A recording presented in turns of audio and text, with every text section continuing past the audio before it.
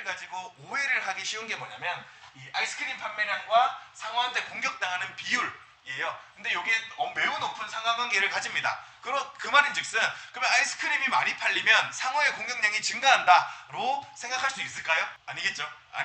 아이스크림이 많이 팔린다고 상어가 공격을 많이 하진 않겠죠. 그러니까 당연한 얘기입니다. 그러니까 이거는 이제 통계에서 기본적으로 항상 하는 얘기예요. 사람들이 많이 착각하는 게 통계적으로 이러면 상관관계와 인과관계를 착각할 수가 있습니다. 그러니까 통계가 보여주는 거는 상관관계밖에 없어요. 근데 이게 인과관계는 아니라는 겁니다. 왜 상어의 공격이 늘어나는 것과 아이스크림 판매량이 같이 증가하느냐는 당연히 여름이라서 더우니까겠죠. 더우니까 바다에 사람들이 많이 가니까 상어의 공격이 늘어나는 거고, 그러니까 여름에 더우니까 아이스크림도 많이 먹으니까 아이스크림 판매량이 증가하게 되는 겁니다. 이거 중요한 포인트인데 지금도 여기저기서 이제 그걸 놓치고 있는 케이스들이 되게 많은 것 같아요. 제 개인적인 생각으로는요, 혼인율과 집값은 상관관계는 있지만 인과관계는 아닙니다. 분명. 저는 지방에서 올라왔거든요. 지방에서 올라왔는데 지방은 집이 있든가 없든가 결혼한 사람들 많아요. 그러니까 전혀 상관이 없는 건 아니죠. 그러니까 특히나 이제 서울에서는 이 집값과 이 결혼 혼인율의 상관관계가 매우 높게 나오는데 그게 상관관계는 있지만 인과관계는 아니라는 겁니다. 두 개를 같이 변화시키는 어떤 요인이 있을 수는 있더라도 그거 자체가 집값을 떨어뜨려야 혼인율이 올라간다, 이런 얘기로 적용될 수 있는 건 아니다라고 말씀을 드릴 수가 있는 거죠. 그래서 이제 많은 정책 담당자들조차도 그리고 우리조차도 이런 것들을 착각하기가 되게 쉽습니다. 그렇기 때문에 제가 이제 양날의 검이라는 얘기를 한 건데, 통계 분석을 내가 할 수 있으면 앞으로 살아가는 데 있어서 매우 삶에 많은 힌트를 얻을 수도 있지만 이거를 잘못 해석하면 진짜 우리한테 독이 될 수도 있다는 거를 조금 말씀을 드리고 싶고요. 그래서 이제 여기 이제 좀 재밌는 짤방을 봤어요. 그래서 어떤 데이터가 있으면 이 데이터를 필요한 것과 필요 없는 것, 아니면 어떤 것으로 구분하는 게 이제 정보화하는 과정이고, 그래서 이걸 정보화한 다음에 체계적으로 연결할 수 있으면 그게 지식이고,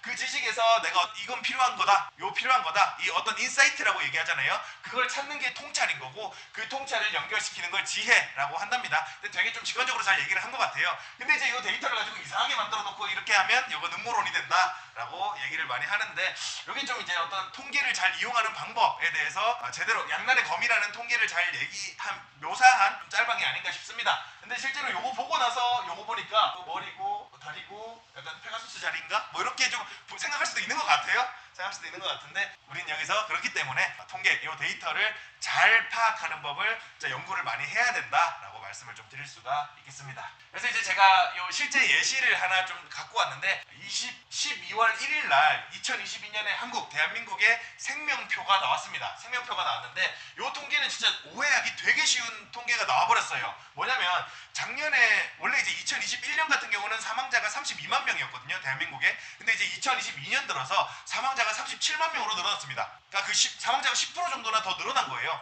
10% 정도 늘어난 사망자가 뭐냐면 0세, 40세, 65세, 80세 전부 다 코로나 사망자가 10%씩 늘었습니다. 이거 좀 재밌어요. 죽은 사람 10명 중에 1명은 코로나로 죽은 거랍니다. 그러니까 약간 말이 된다고 생각하세요? 작년 겨울 당시에는 이 코로나로 인한 이슈가 되게 심각했잖아요. 심각했다 보니까 코로나 사망을 했으면 부검을 한다거나 해서 진짜 사인을 밝혀내기까지 못하는 거예요. 그렇게 못하다 보니까 오케이, 일단 코로나가 사인이다 라고 하다 보니까 U7.1 요게 이제 코로나입니다. 그냥 사인이 그냥 요 코로나로 확정된 경우가 되게 많았습니다. 그러다 보니까 이 다른 질병들에 대한 통계가 부정확해지는 좀 비중이 높아지게 되는 거죠. 이제 재밌는 포인트가 이제 우리나라가 3대 질병, 암, 쉼, 폐렴 이렇게 얘기를 하거든요. 암, 심근경색, 폐렴으로 사망하신 분들이 49%, 46%, 43%, 40%로 극적으로 떨어졌습니다. 22년에 40%까지 떨어졌어요. 그렇게 떨어졌으면 대한민국의 의료기술이 급격히 발전을 했습니다 라고 해석을 할 여지도 충분히 있다는 거죠. 데이터가 부정확하다면. 무슨 말인지 이해되시죠? 대한민국의 의료기술이 극적으로 발전한 덕분에 1년 사이에 45%였던 그 3대 질병 사망률이 40%까지 떨어졌습니다. 우리 5%나 낮췄어요. 이렇게 얘기할 여지가 충분히 있다는 겁니다. 근데 그게 아니란 거를 우리는 알고 있죠. 이 데이터를 알고 있다면. 그래서 2022년의 생명표는 이 코로나로 인해서 아무 쓸모가 없어진 통계가 되었을 가능성이 매우 높습니다. 되게 굉장한 이 통계를 통해서 오해를 불러일으킬 수가 있고, 이 시계열 추이는 아예 볼 수가 없기 때문에 그러니까 시계열 추이가 2022년 거는 완전 망가질 겁니다. 연령대별 사망 분포 이런 거를 보면 10%가 그냥 다 코로나로 나오고 있을 거니까요. 말이 됩니까 그게? 말도 안 되는 거죠. 그러니까 이거 2022년의 통계는 통계로서의 의미는 별로 없다라고 말씀을 조금 드릴 수가 있겠습니다. 그러는 와중에 대한민국의 실업률이 역대 최저를 찍었어요. 10월 고용 동향상으로 봤을 때 대한민국의 실업률이 2.1%로 역대 최저를 찍었는데, 그럼 이제 고용 경기가 좋다 막 이렇게들 얘기를 할 수 있잖아요. 근데 실질적으로 우리가 와닿기에는 좋습니까? 경기가? 별로 좋지는 않은 상황이라고 생각되죠. 근데 이제 왜 그러냐면 여기 보시면 이제 전체 이제 연령대별 취업이 있거든요. 연령대별 취업을 보면 실제로 이제 우리나라에서 경제에 좀 가장 허리 역할을 하는 게 40대의 남자들입니다. 그러니까 우리나라가 제조업 국가다 보니까 힘을 좀 많이 써야 되는 일들이 고부가 가치를 가지고 있고, 그 고부가 가치를 가진 일들을 40대 남성분들이 가장 많이 하고 있으시다 보니까 아무래도 우리나라 경제의 허리라고 불리기도 하죠. 근데 이제 40대와 49세, 40에서 49세 연령대의 취업 고용률은 오히려 감소했습니다. 그러니까 제조업 일자리가 줄어들게 되면서 고용률이 감소하게 되는 건데, 그러면 어디가 늘었냐? 60세 이상 인구 자체도 엄청나게 늘었어요. 60세 이상 인구가 49만 2천 명이 늘었습니다. 우리나라 인구가 5천만 명인데 49만 명 인구가 60세 이상 인구가 됐습니다. 올해. 그러니까 그 말인즉슨 인구의 1%가 또 60세 이상이 됐다라는 거죠. 그러니까 엄청나게 빠르게 늙어가고 있다는 것도 맞는데, 그 와중에 취업률 또한 고용률 또한 지속적으로 증가를 하고 있는 모습을 보이고 있습니다. 그 와중에 또 하나 재밌는 거는 30에서 39세 여성분들, 요분들이 고용률이 4.2%나 늘었다는 거예요.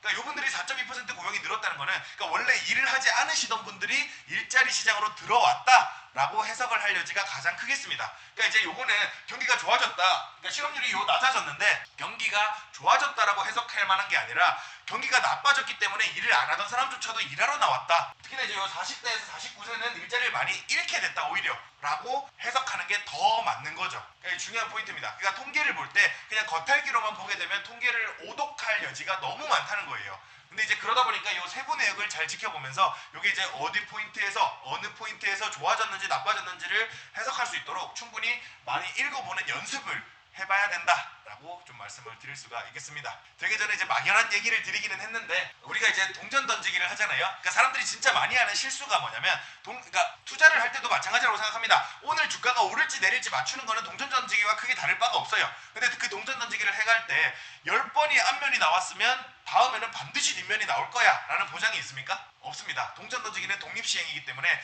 10번이 앞면이 나왔다고 해도 다음 11번째에서 또 앞면이 나올 수도 있어요. 분명. 근데 이제 우리는 많이들 오해하고 있다는 겁니다. 여태까지 올랐으니까 앞으로 떨어질 거야. 여태까지 떨어졌으니까 앞으로 오를 거야. 설령 아니면 여태까지 올랐으니까 앞으로 더 오를 거야. 그러니까 이런 독립시행 속에서 이 동전 던지기의 앞면이다 뒷면이다를 맞추는 거는 아무 의미가 없다는 거예요. 근데 이제 그걸 이제 통계적으로 분석을 통해서 그 시기열을 쭉 나열해 본다면, 어떤 인과관계가 보인다면 그거는 통계적으로 유의미하고 미래를 충분히 예측해 볼 만한 뭔가가 된다라고 이제 말씀을 드릴 수가 있는 거죠.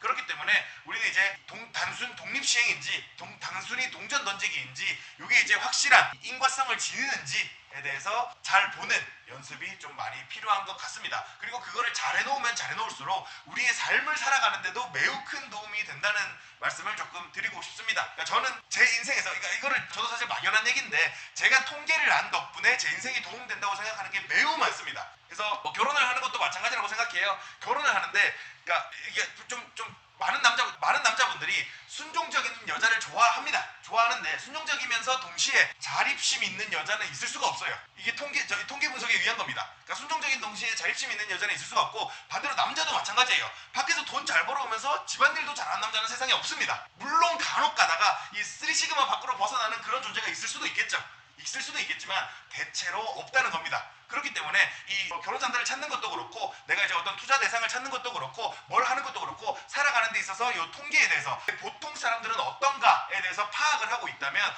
우리가 이제 어떤 적당한 선을 찾는 데 매우 큰 도움이 된다라는 말씀을 조금 드리고 싶습니다. 너무 막연한 얘기를 했죠. 막연한 얘기를 거창하게 하긴 했는데, 정리를 좀 드리자면요, 통계란 일부 데이터로 집단 전체를 유추하거나 어떤 일의 발생 가능성을 유추하는 방법론이라고 말씀을 좀 드릴 수가 있겠습니다. 금융을 비롯한 사회과학의 대부분은 현상을 통계적으로 설명하기 위해서 노력하는 학문이고요. 정규분포, 분산, 표준편차, 평균값, 중위값, 최빈값 같은 통계 용어를 알면 쓸모가 되게 많습니다. 그러나 유의할 점은 통계는 상관관계를 증명할 뿐인 거고 인과관계를 증명하는 것은 아니라는 거죠. 최근에 코로나가 개입된 일련의 통계들은 데이터를 왜곡하여 해석하기에 매우 좋은 소재입니다. 그래서 통계를 볼 때 숫자를 왜곡시켰을 만한 데이터가 있는지 찾아보는 연습도 매우 중요하다라고 말씀을 드릴 수가 있겠고요. 왜곡을 최소화해서 통계를 읽을 줄 아는 능력을 키우면 미래를 읽는데 큰 도움이 된다는 말씀을 드리고 싶습니다.